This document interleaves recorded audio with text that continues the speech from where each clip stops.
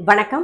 Welcome to Chitra Murali's kitchen. இன்னைக்கு என்ன பார்க்க போறோம்னா வெண்டைக்காய் கறி பண்ண போறோம். அதுக்கப்புறம் சௌ வந்து தக்காளி வெங்காயம் போட்டு ஒரு கூட்டு தான் பண்ண போறோம். ஸோ அதுக்கு முதல்ல என்ன பண்ணியிருக்கேன்னா பாசிப்பருப்பு, ஒரு கரண்டி பாசிப்பருப்பு, 1 டேபிள் ஸ்பூன் கடலைப்பருப்பு, அது கூடவே கொஞ்சம் பெருங்காய பொடி, கொஞ்சம் மஞ்சள் பொடியும் சேர்த்துட்டு சௌவையும் சேர்த்து கட் பண்ணி வேக வச்சு ரெடியாக வச்சுருக்கேன்.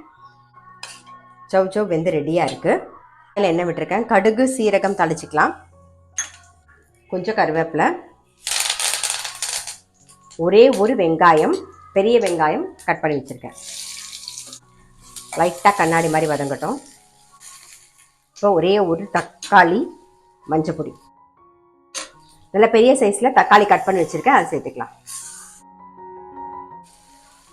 தேவையான உப்பு. தக்காளி நல்லா வதங்கட்டும்.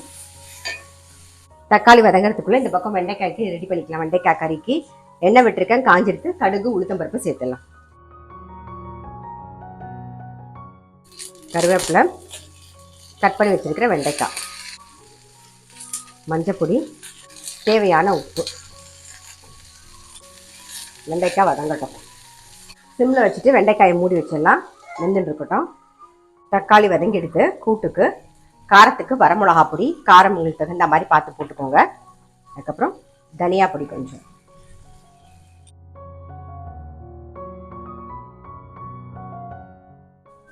பெருங்காய பொடி கொஞ்சம் சேர்த்துக்கலாம். இப்போ வரமிளகா பொடி, தனியா பொடியெல்லாம் சேர்த்து அதோட பச்சை வாசனை போக நல்லா வதங்கி எடுத்து இப்போ நம்ம வேக வச்சு வச்சிருக்கிற பருப்பும் சௌவையும் சேர்த்துக்கலாம்.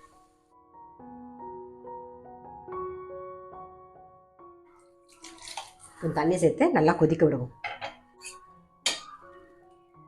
கூட்டு ரெடி ஆகிடுத்து. மேலாக கொத்தமல்லி போட்டு ஆஃப் பண்ணிடலாம். அவ்வளோதான், நம்மளுடைய சௌ கூட்டு ரெடி. வெண்டைக்காயும் வெந்திருக்கு பாருங்க.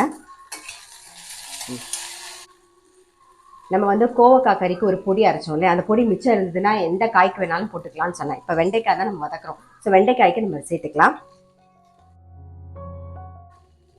கொஞ்சம் பெருங்காய பொடி, அவ்வளோதான். நல்லா மிக்ஸ் பண்ணிவிட்டு அப்படியே பரத்தி விட்டுருங்க. அது பாட்டு நல்லா ரோஸ்ட் ஆகிட்டு இருக்கும். இன்றைக்கி என்ன ரெசிபின்னு பார்த்துருப்பீங்க. ரொம்ப ரொம்ப சிம்பிள் சமையல் தான். சௌ வந்து தக்காளி வெங்காயம் போட்டு ஒரு கூட்டு, அதுக்கப்புறம் வெண்டைக்காய் கறி, அவ்வளோதான். இந்த சௌ கூட்டு வந்து நீங்கள் காலையிலேயே பண்ணிட்டீங்கன்னா சப்பாத்தி பண்ணுறதா இருந்தால் சப்பாத்தி தொட்டுக்கிறதுக்கு ரொம்பவே நல்லாயிருக்கும். அதே மாதிரி நல்ல சுட சாதத்தில் நெய்யை விட்டுட்டு இதையும் பிசைஞ்சுட்டு ஒரு காரக்கறியோ அப்பளாமோ வடாமோ தொட்டுன்னு சாப்பிட்டீங்கன்னா அவ்வளோ டேஸ்டியாக இருக்கும். ஸோ கண்டிப்பாக ட்ரை பண்ணி பாருங்கள். நான் அடுத்த வீடியோவில் சந்திக்கிறேன்.